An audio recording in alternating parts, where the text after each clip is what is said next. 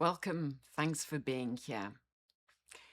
So here's a game, and we are already losing it pleasantly with our wallets open. We think we buy perfume for how it smells. We don't. We buy the name on the bottle and the story that name drags in behind it, and the quiet promise that a specific person we've decided to trust stood behind this exact thing. And the smell is the alibi. The name is the purchase, and that's the game. And it's played on us every time we fall in love with a bottle. And today, I'm going to show you the cleanest proof it exists because one man built the whole thing out in the open and then, by accident, left the receipt. His name is Frédéric Malle. It's on the bottle, the bag, the shop, the box. It's on everything except the thing inside the bottle, because he never composed a drop of it. He's not a perfumer. He's said so cheerfully for 25 years, the way a film producer will happily tell you he never once operated the camera. What he did instead was hire the greatest perfumers alive, give each of them no marketing brief and no budget, print their names on the label the way you print an author on a spine, call himself the publisher, and sell you the byline. And he was so good at it that a whole industry now treats the perfumer as an artist, which he is, and treats the name as proof of the art, which it is not. And that gap is this entire episode. So, as you can see, I own 6 of these bottles. 6 perfumes by a man who made none of them, and I would fight you for all 6. That's not embarrassing. That's the game working perfectly, and I'm the happiest mark in it. And here is where the trick shows its hand. In 2024, the publisher quit the publishing house. Frédéric Malle left Frédéric Malle. The chair with his name on it is empty, and the bottles keep shipping. Still signed by their authors, still published by a ghost, which tells you exactly what the signature was worth, because a promise a person makes ends when a person walks out, and a logo doesn't. So the house and the 6 bottles on my tray turn out to be evidence of one thing, and I say it as their willing hostage. Authorship in perfume was always a brand, not a fact. For the next half hour, I'm going to prove it to you with the man, the money, the wear on my own wrist, and fair warning, it didn't make me want the 7th bottle any less. That's not the flaw in the argument. That's the argument. So the official story is a jailbreak. For most of the 20th century, the perfumer was a ghost, kept in a lab, paid like a chemist, credited to no one, while the bottle took the bow. Malle's line is that these were artists doing piecework for people who, his charge, didn't know anything about perfumery or perfumers or the raw materials or the classics, and he sprung them, put their names in lights, gave them a marketing brief of exactly nothing. The critic, Chandler Burr, called it all but revolutionary. And for once, the marketing and the truth were shaking hands. And so here's the part the jailbreak story skips, and it is the good part. Malle didn't stumble into the idea that perfume could be art. He was raised inside it, on both sides, like a kid who grows up over the family restaurant. His grandfather was Serge Heftler-Louis, who didn't work in Dior Perfume. He founded it in 1947, the entire company, and ran it until he died in 1959, 2 years after his childhood friend Christian Dior, Dior, Diorissimo, all of it, his shop. Frédéric's mother then put in something like 47 years there as an art director, which is not a job so much as a life sentence with excellent perks. And it means the boy grew up around those little scented paper strips the way other children grew up around cereal boxes, except the cereal was Dior, and it came with a warrant from the king of somewhere. The other formative man in the house was his uncle, the film director Louis Malle, whose entire art form had already settled the argument the perfume world was still too shy to have out loud. The person who makes the thing is the author, and the author's name goes above the title, in lights, where the money can find it. So the single, most original idea in modern niche perfume, the one Malle gets a stained glass window for, was a transplant.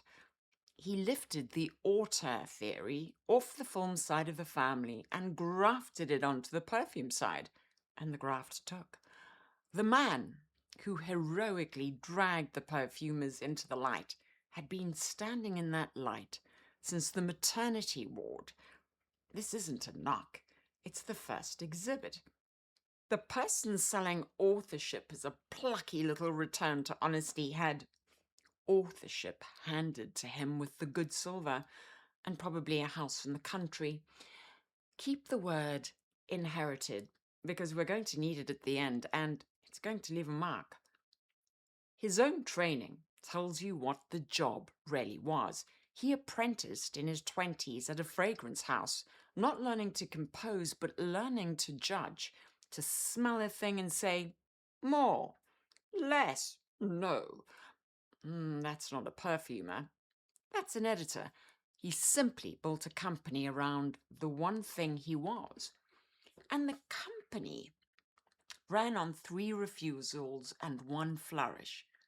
No marketing brief, no ceiling on what the ingredients could cost, no deadline, and I mean none.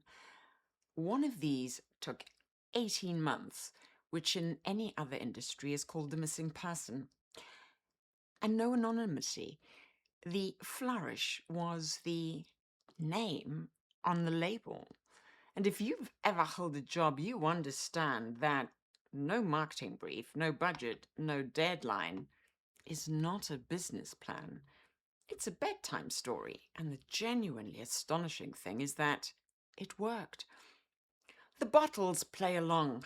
No faces, no fashion shoot, no gold cap, just plain apothecary labels cribbed from Gallimard, the French publisher. So a mull is shelved like a paperback with the author on the cover. His words, I decided I should focus on the content and not on the container like everybody does. So he made the container deliberately boring and spent the rent on the smell. It's the most expensive minimalism you will never notice, which produced the loudest thing he ever published and the first bottle on my tray. When Ropion built it, he wanted a dose of Turkish rose so large it frightened him. An oil running a reported $20,000 a kilo. Enough, he warned, to triple the price of the formula. Malle's replies the whole company in 9 words. At least no one will be able to copy us. So, Portrait of a Lady, Dominique Ropion, 2010, Eau de Parfum. The notes are Turkish rose at a famously high dose, raspberry and black currant, clove, cinnamon, a very clean patchouli, sandalwood, frankincense, benzoin, a little ambroxan, and musk. And I have to say, I'm an oversprayer. I never manage just one spray. And yes, I need to say that because I've just made a decision on behalf of other people with 3 sprays. For the first 5 minutes, it is jam, a tart, syrupy, raspberry and cassis that is nearly too much. And then the rose comes up underneath it like a piece of furniture being carried into a room. And by 15 minutes, the fruit is burned off, and what is left is a dark, spicy, faintly dirty rose. Clove and cinnamon run through it, propped on that clean patchouli and a curl of incense. And it doesn't really change after that. It just gets drier and smokier and more certain of itself. And somewhere around the 4th hour, it stops filling the room and draws down into the patchouli and the smoke, close to the skin now. Though close is not the same as gone, and I can still find it that night. And the next morning, it's on the scarf, faint, and if I don't wash the scarf, it's there the day after that. And what it smells like, first minute to last, is a person who's made up their mind. And the people who measure these things back the arm and then some. Room filling for the first 3 or 4 hours, then a skin print that runs from long day to, my goodness, past 30 hours, depending on the skin, and near indestructible on fabric, where one reviewer swears it survives the week. The house rule on dosage is unusually firm and worth repeating. One sprays the dose, I ignore the house rule. So half of this house is not like that at all, which is the entire art and also where the streamlining begins. A publishing house is its backlist, and Mulls is the best cast in the business, so let me walk you down the shelf at speed. Watch what you're doing as we go, because it is the whole argument in miniature. And you're learning the names. You are already a little buying the byline before you've smelled a thing. And that's not a con being run on you. That is the product working exactly as built.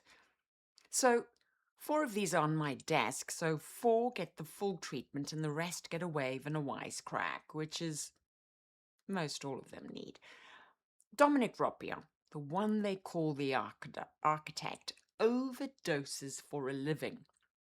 One gorgeous, ruinous material shoved past the point any sane accountant would allow, and then engineered so the whole thing doesn't fall over. He's the kind of man who hears, "That's far too expensive," as a personal challenge. You wore the rose. Here is the tuberose. Aha, where is the tuberose? So he made this in 2005. And the notes are bergamot, green melon, eucalyptus, tuberose at one of the highest doses in commercial perfume, ylang ylang, jasmine, orange blossom, a whisper of coconut and white musk. And the first 5 minutes aren't what anyone expects from a tuberose, because it opens green and cold honeydew and a slap of eucalyptus, and for about a quarter of an hour a menthol edge runs through it that reads almost medicinal, like a cut stem still weeping. And that's the part that frightens people, and it is the part I wait for. Somewhere past 20 minutes, the jasmine comes up and fuses to the tuberose, and the whole thing turns creamy and translucent at once. A white flower you can see daylight through. The coconut and the melon are down there the entire time, and they never once turn into a cocktail. They only around the edges, so nothing scratches. So at around 5 hours, a clean white musk rises and the flower lies down against the skin. And a spray or so occupies the air about a foot around my hand and holds it there through a hot afternoon without getting loud or sour, and in the cold it pulls in close and keeps the green longer. In August, it melts and blooms, and the reviewers who track it put projection as an airy cloud, a few inches off the skin and yet somehow present to the whole room. And longevity is most probably often around 11 or 12 hours. It's the tuberose for people who love the flower and couldn't do without the volume wall. Not because it's quiet, it isn't, but because you can see daylight through it, where for a car is a solid wall, more transparent, not smaller. So it's the same woman, closer, saying it once. Ropion also does the overdose in reverse, austere instead of opulent, in vetiver extraordinaire. The vetiver, every other vetiver, quietly apologizes to. And then there's geranium per monsieur, a cold spearmint and clove wallop so bracing, it's less a fragrance than a decision to be awake. And you shouldn't wear it near food unless you want to lunch to taste like a dentist. There is also an fleur de cassis, a mimosa, so beautiful and so difficult that Patty White at Perfume Posse paid it the finest backhanded compliment in the genre. A nasty little bitch with claws when you first encounter her, but just wait, she does become an experience. And there is superstitious. A waxy, unrepentant aldehyde bomb that's either the most glamorous thing in the room or a snuffed birthday candle, depending on your skin, your mood, and I suspect your horoscope. Now, Maurice Bressel is the sensualist, and he made this bottle and gave it a name it cannot possibly live up to. The way a chihuahua gets named Killer. Musc Ravageur. 2000. This is an eau de parfum.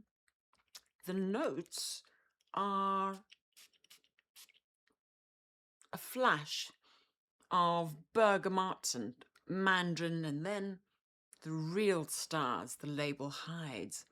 Clove and ginger over cinnamon, vanilla, amber, sandalwood and musk.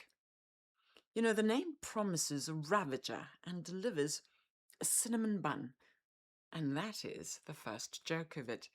The opening is briefly hot and almost medicinal, a citrus flash with something sharp behind it, and within a few minutes it turns to candied ginger and soft clove, and by 15 minutes it is gingerbread, sifting in a haze of golden amber. The musk the name makes such a fuss about is a small warm animal underneath, a purring thing you only catch when you put your nose to your own wrist, sweet rather than filthy.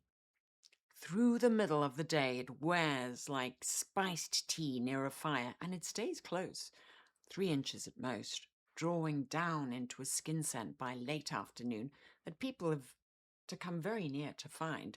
You know, it runs about 10 hours on me, flares back up hours later whenever I get warm. So this is a cold weather animal, and it's also a night one. Now, the honest part, because it is the loudest complainant in the whole house. Long-time wearers swear the older bottles are dirtier and oilier and genuinely animalic, a cat's fur rolled in sandalwood and vanilla, while the current juice reads cleaner and sweeter and weaker, the animal mostly gone. And nobody's ever confirmed a specific reformulation of this one. But Malle has admitted, without ever giving names, that he reworked about a quarter of the catalogue to keep it legal, so the wearers might be right. The reviewers with tape measures clock the modern version at about 3 inches of projection, dropping to a skin scent by 4.5 hours, 10.5 total. Which bottle is on my desk decides how hard I get to complain. So I'm checking the batch code, which is the only way to date one of these. Roussel Roussel's other Malle, Dantebra, is the shy cousin who never raises their voice. It's a powdery violet worn so close that a reviewer once reached for the image of a lay of violets on a slightly sweaty wild horse, a phrase I've now read 40 times and will not be improving upon. It's also, unusually, one of the few bottles here that collectors swear got better when it was reworked, which in this hobby is roughly a unicorn sighting. Pierre Bourdon, the novelist who wrote Cool Water and therefore personally dressed an entire decade of men, most of them without their knowledge and several of them lifeguards, turned in the third bottle on my desk as a chamber piece. There is Iris Poudre, Pierre Bourdon 2000 at a Parfum. And the notes on this one are aldehydes, bergamot, ylang ylang, a spike of carnation and jasmine and lily of the valley, violet in the heart, and then iris, sandalwood, vanilla, amber, and musk. And if portrait over here is a cathedral, then this one is a dressing table. And so the first 5 minutes are champagne and cold cream, that aldehyde sparkle you know from the old bottles, even if you never had a name for it, with a little carnation spice cutting across the top. And by the half hour, it softens into a proper floral heart, jasmine and lily of the valley and crushed violet with a faint lemon tart brightness. And then, around the hour, the iris arrives as powder, not the nursery kind. This is cosmetic powder, a compact, snapping shut. It's silk against a warm cheek, and it has a sandalwood and a vanilla that never raise their voices, holding it up from below.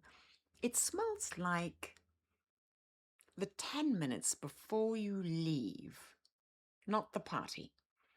And on a warm day, it lasts and lasts and clings to my sleeve, and on dry skin in the cold, it can be glorious and then simply gone by lunch, which is one of the things its lovers forgive and its critics never do.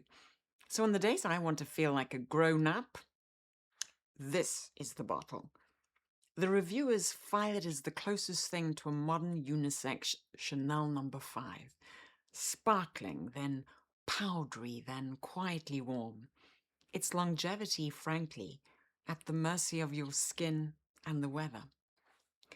Bourdon's other one goes by two names, Bois d'Orage, thunderstorm wood in America, and in Europe, French lover, which is what you name a candle you're embarrassed to have bought. Same juice, 2 passports. It's a peppery green hike through a wet forest, and one of the few bottles here that arrives already knowing exactly what it wants to be. Jean-Claude Eleanor, the watercolorist, was hired to be Ropion's exact opposite. Where Ropion piles it on, Eleanor takes everything away and then removes a little more just for luck. He made his early ones here and then signed the exclusive contract that made him Hermès's in-house perfumer for a decade, which quietly closed the door behind him until he came back to Malle in 2019. And he gave me this bottle. It's the one I understand least, which I mean as a compliment. Rose and Cuir, Jean-Claude Eleanor. This is an eau de parfum, and the notes here are geranium, bourbon, standing in for the rose, tomato pepper, black currant, isobutyl quinoline standing in for the leather, over vetiver and cedar, 15 materials, no more. The name says rose and leather, and there is nearly no rose you would call a rose. It opens green and sappy, and it's a peppered geranium with a black currant snap sharp enough to wake you up. It's a little tea-like, almost herbal, the actual rose folded so far inside the green. You don't actually notice it, and then somewhere in the first hour, the leather comes up. And it's not a soft handbag leather. It's tarry and grained, more like a saddle left out in the sun or fresh road tar you walked past and are a little ashamed to enjoy. And some days it behaves, and I feel like the most severe and expensive person in the room. And some days it runs ahead of everything, and I wonder, what have I done to my own wrist? And I've learned to spray it on a scarf instead of skin, because on cloth, the pretty peppered top lasts and the leather stays on its leash. So it's not the shy Eleanor people expect. It holds on for most of the day and keeps real presence for the first few hours, and the critics split right down the middle of it.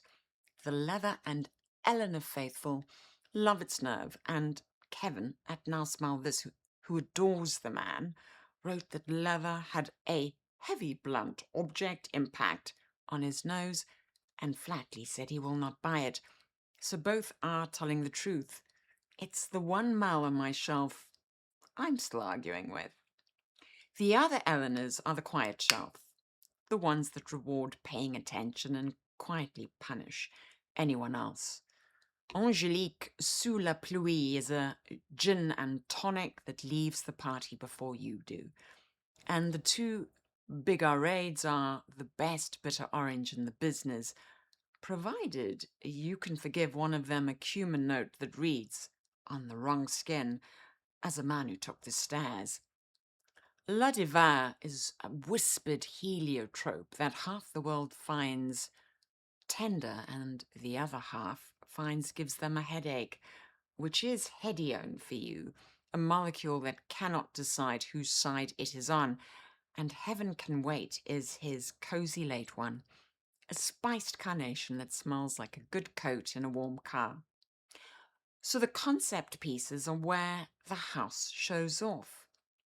En passant, Olivia Giacobetti is wet lilac and improbably fresh bread, and it is gone by lunch on purpose. It's a perfume with the manners to actually leave a party. Lipstick Rose by Rolf Schwieger is not trying to smell like a garden. It is trying to smell like the inside of your grandmother's handbag, and it succeeds so completely that wearing it feels less like a perfume than breaking and entering. And outrageous, the Sophia Grossman one, is a lime cocktail served in a very serious library, the family misfit everyone argues about at holidays. So, two founders to meet in passing is Flashier, who built Dior Poison, turned into a salty air lily, Lys Mediterranee, and a rose that goes to the bad part of town and comes home smelling of wine and truffle, Une Rose, recently rechristened Rose Tonnerre, because everything here eventually gets a second, more expensive name. And the moderns keep the lights on. A Dries van Noten collaboration that smells gloriously and without a shred of apology of a snickerdoodle. A boozy patchouli called Monsieur, full stop included in case you forgot who was speaking, and a hypergreen throwback synthetic jungle, now synthetic nature, that hisses at you like a houseplant with opinions. And because no house bats 1,000, music for a while.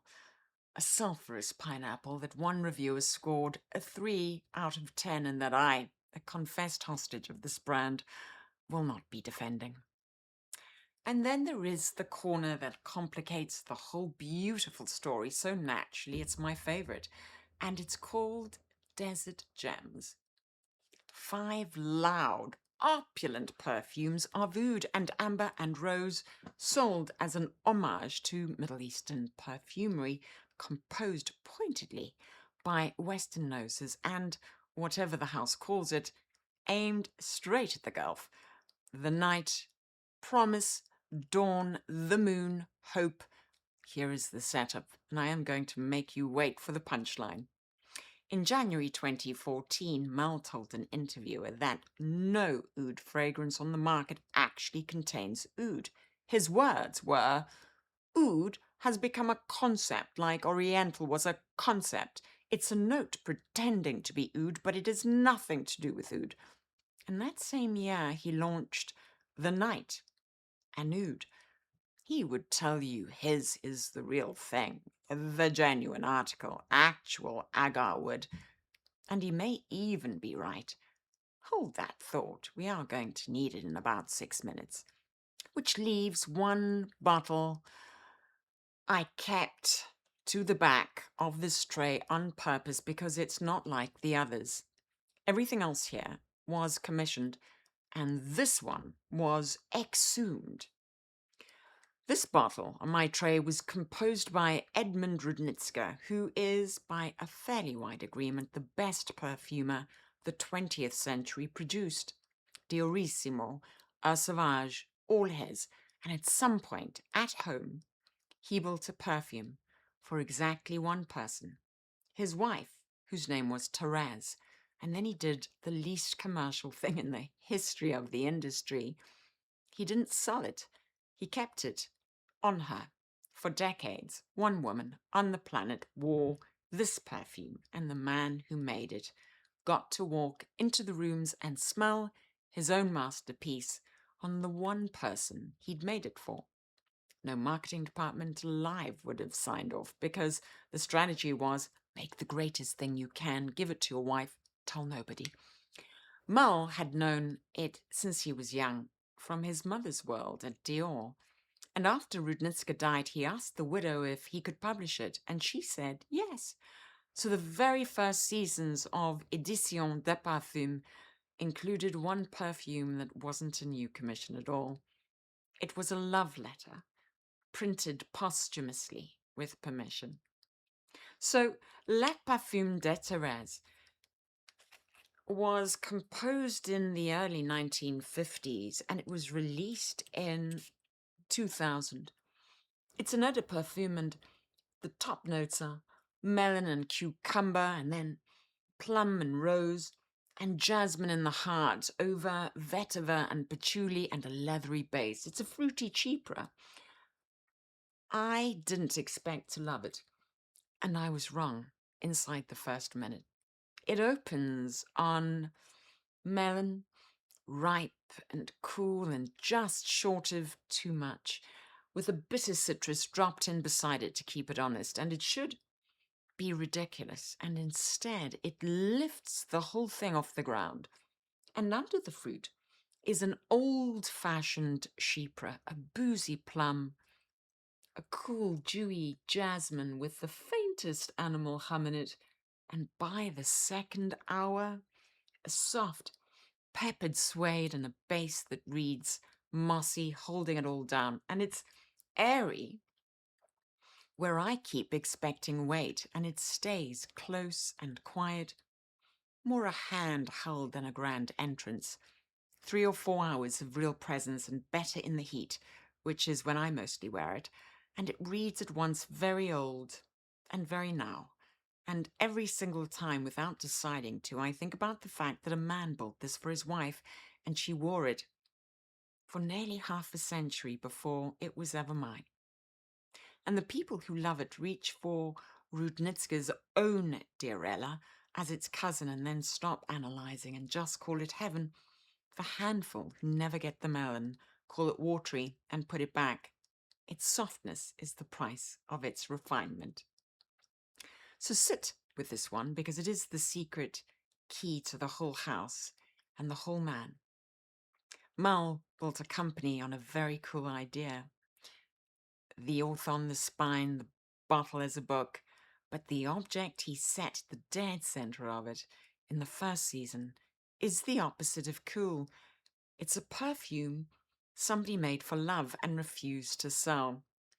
It's the one bottle in this entire review where the signature was never a marketing decision, where the name and the thing genuinely cannot be pulled apart because Rudnitzer did not sign it to move units. He signed it because it was hers, which is precisely why what happens to a signature out in the open, once it has a price tag and a shop on Madison Avenue, is going to land as hard as it does. Hold the love letter. We tested in about 4 minutes. So let me say the thing the whole tray has been evidence for, and then hand you the receipts, most of which are already on your skin. This house proves that authorship in perfume was always a brand, not a fact. The artist's signature, the mark that is supposed to certify a human being cared, turns out to be a product like any other, designed, priced, and detachable from the human the second the business needs it detached. And I own 6 of them, and I believe every word of that, which is the only honest way to say it. And 3 things prove it, and we have worn all 3. 1, the anti-marketing is the marketing. The whole company is running a critique of the industry, the celebrity juice, the focus groups, the fragrances made like dog food, his phrase, by people who he said knew nothing about perfumery or perfumers or the raw materials. And the cure he sells, the plain label, the naked bottle, the perfumer's name, the refusal of the entire circus, is itself the most exquisite piece of marketing anyone in niche has ever pulled off. Refusing to sell is the most sophisticated way to sell, provided you can afford to. The plain label is art-directed down to the typeface, and what it whispers at considerable expenses, I am the only honest one in the building. I don't say this to catch him out. I say it because it is genuinely hard to do, and almost nobody else has managed it. And it worked so beautifully that here we are discussing it at length for free, which is the tell. 2, the market always wins, even here, even in the room built to keep it out. In late 2014, the man who spent 15 years explaining that he was nothing like the big beauty conglomerates agreed to sell his company to one of the big beauty conglomerates, Estee Lauder. The deal closed in January 2015 for a sum he's never disclosed, and that I would also never disclose if it were mine. The critic, Eleanor Vosnacki, ran the news under the words, "Et tu, Frédéric Malle?" and made the genuinely uncomfortable case that the enthusiasts who'd promoted these niche brands for free had been, in her words, used as a stepping stone. She called it exploitation. He would call it business acumen. Either way, Malle stayed on as creative head, and the editor kept editing. None for the company that signs the checks, which is a thing every editor eventually finds out about their press. 3, and this is the one I made you hold. The man who said no oud fragrance contains oud sells oud. 5 of them. He would tell you his is the real thing, the genuine agar wood, and he might be right. But trust me, mine is the authentic article, is the exact defense every brand he was mocking would also give. And here's the part that matters. You can't smell the difference. Nobody can. You can only read the label and decide whether you believe the person whose name's on it. That's the whole company in a single bottle. The oud is not the point. The signature over the oud is the point. You aren't buying agar wood, you're buying Frédéric Malle's word that it is agar wood, and his word is the most expensive ingredient in there. It sells authorship, and reputation is what authorship spends. Which brings us to the empty chair. In 2024, Malle left the house that carries his name. Nobody, not Malle, not Lauder, ever gave a reason. And at 62, the least dramatic guess is usually the right one, that a man is allowed to want to stop. Fine. Everyone gets to leave. But this founder isn't like other founders. Every other perfume house has a set of formulas and a logo, and the founder can go while the formulas keep smelling like themselves. But Malle built a house whose entire product was his taste. He was not the author. He was the byline promising the authors were worth reading. He was the colophon. So when he goes, the question is not who runs the warehouse.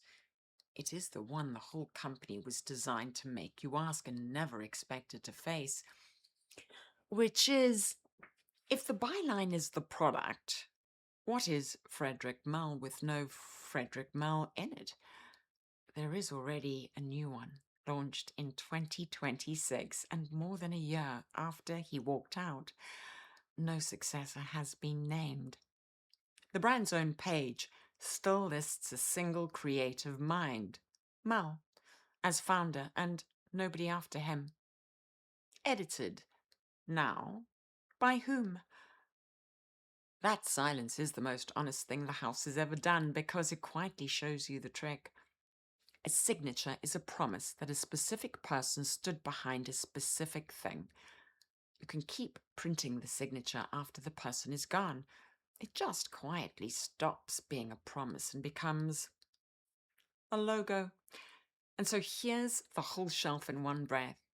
We don't buy the smell. If we bought the smell, the bottle would be worth the same with a blank label.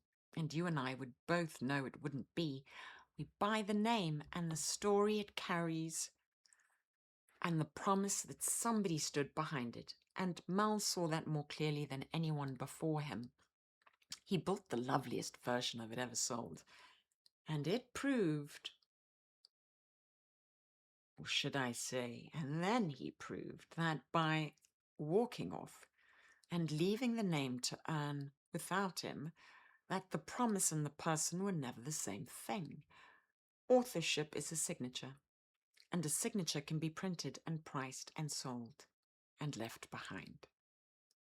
The one exception is the love letter.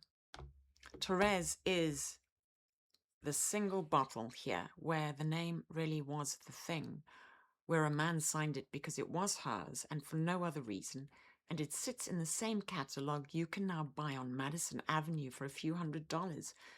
And he could never keep those two things apart, the private treasure and the product, and that inability is the whole house.